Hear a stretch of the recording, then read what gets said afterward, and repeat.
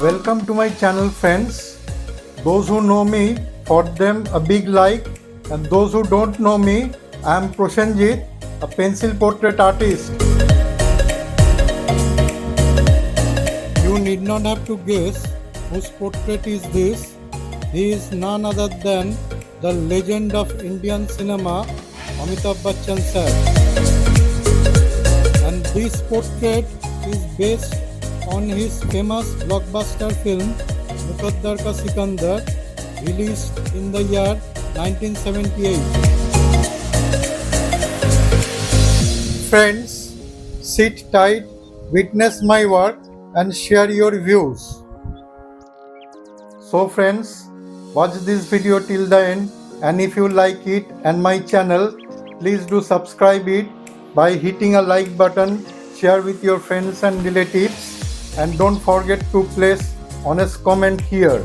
So let's start.